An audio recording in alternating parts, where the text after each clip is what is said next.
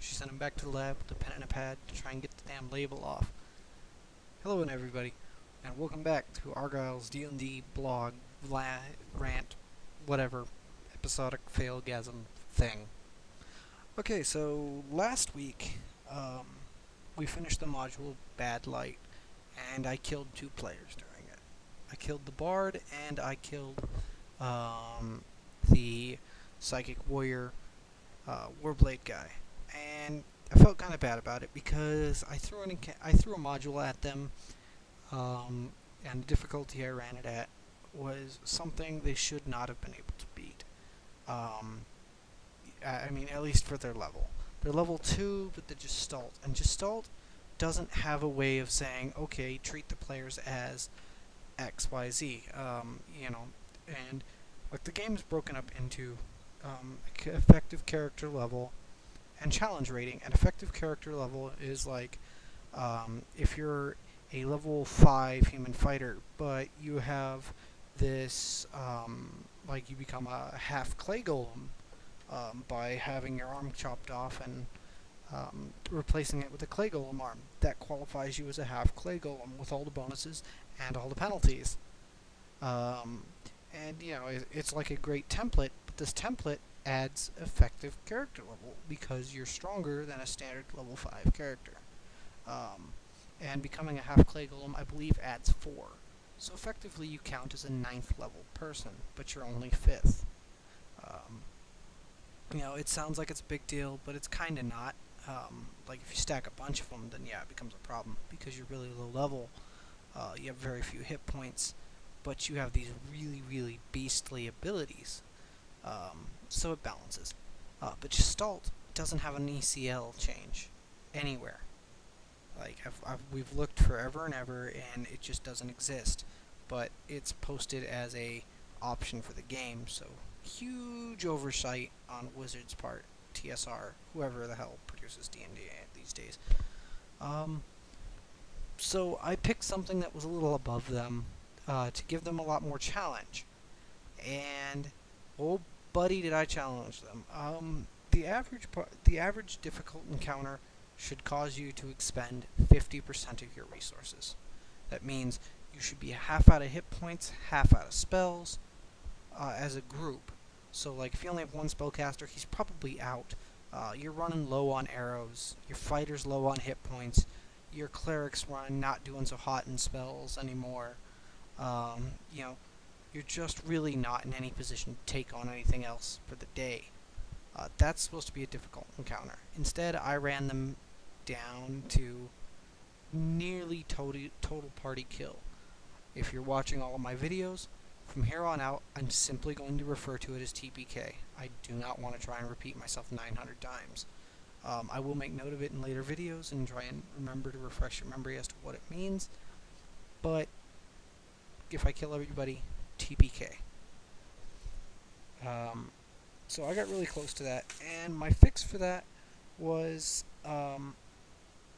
the gods of this world are many and varied, and they have lots of personality quirks because if you watch any of Chad's videos, Gander, he's a very talented young man, and the fact that he can write personalities and perform them in small blurbs very, very well.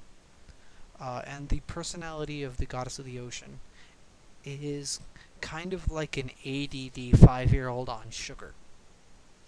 And so she gets bored and decides to play with things. So I was kind of stumbling around deciding to try and write story for this week. And I Angel Wing Razored. We'll cover what that means in a later video, or actually we'll cover it right now. Angel Wing Razor is basically the reason that you're not supposed to give players chances for random stuff. He was joking, Gander was joking with another player at the creation of the high power game of his that we play on Tuesdays. And when we were low level and just joking around while we were making characters, he asked for a chance to have the Angel Wing Razor, which is a legendary weapon, which means it's crazy good. Like level 30, it's still pretty good. Um, and the Angel Wing Razor was a weapon made by a demon and honed on the wings of live angels to an impossibly sharp edge. It bypasses all damage reduction, all hardness, period, and it can cut through walls of force. That's pretty obscene. So, he asked for that, and it was kind of, everybody chuckled a little bit, and Chad was like, oh, yeah, whatever.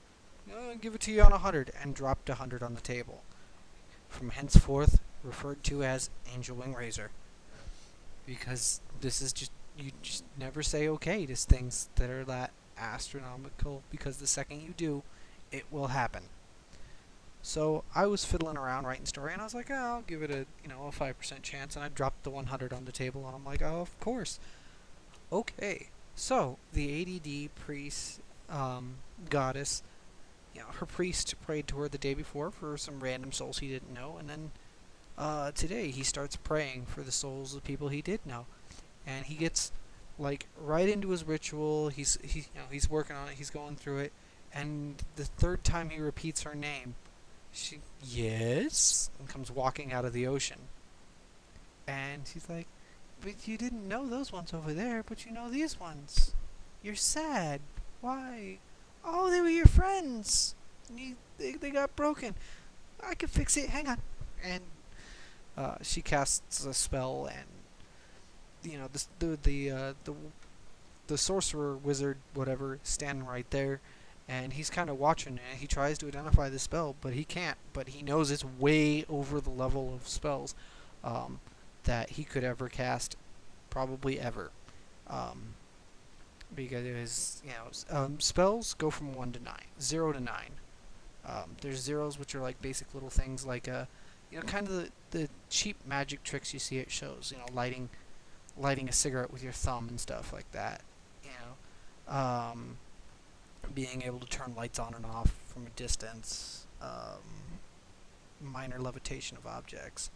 Cleaning clothes by waving your hand at them. Things of that nature. Just minor little tricks. So they can do that. He can do those are cantrips, and then they proceed up until the nearly crazy epic spells of things like stopping time is a 9th level spell, and things of that nature. Actually, I think one of the 9th level spells is the one that creates or erases a plane of existence, and for a basic relation of a plane of existence, Earth is the prime material plane. We live on the prime material plane. And if you believe in ghosts or anything like that, then the ghosts that you think you see, you hear, are on the ethereal plane, and they're just able to slightly interact with the prime material. That's kind of how it works. And there's all these planes overlap in some way or another, and there are 9th level spells that just flat erase one. Just say, turn it into a blank slate. And then there's also the opposite of that spell. It's called Genesis, and you just starting from where you are, this whole new plane in your image, and the way your mind sees it, begins to spread out away from you. It can also be used to create like little pocket dimensions and stuff like that. It's pretty cool.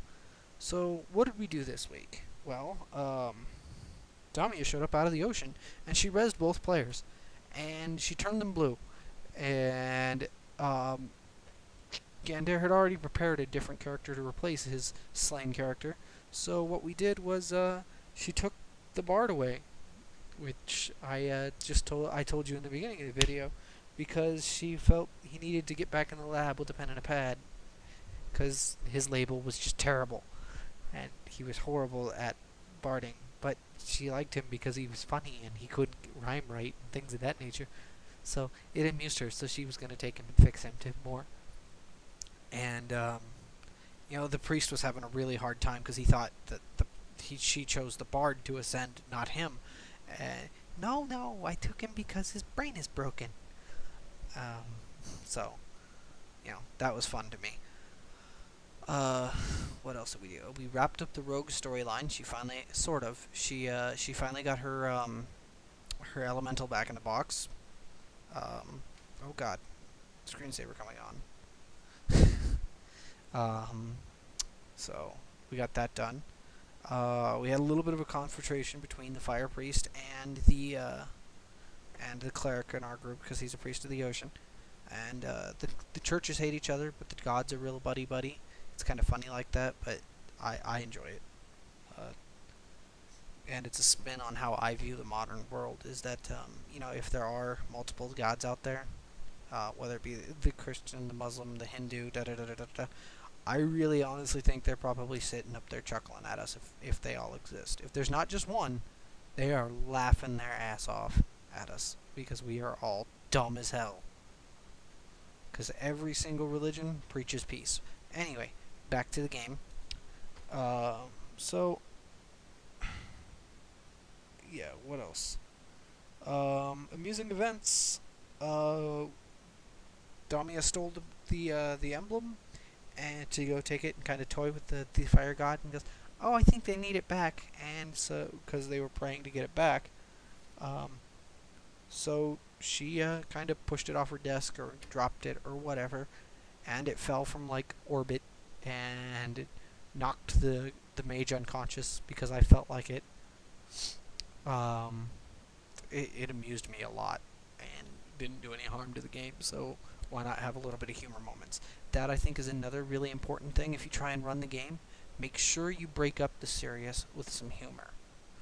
If you already have a player doing it who's like he's just being goofy every once in a while, or his character is extremely comic relief, then try not to do it too much yourself. But if you don't really have a whole lot of that, make sure you inject comic relief into your game. Your players need to laugh. They need to have fun. Make sure that's what you're doing for them. And it looks like I'm about up out of time here, so I'm going to cut it off.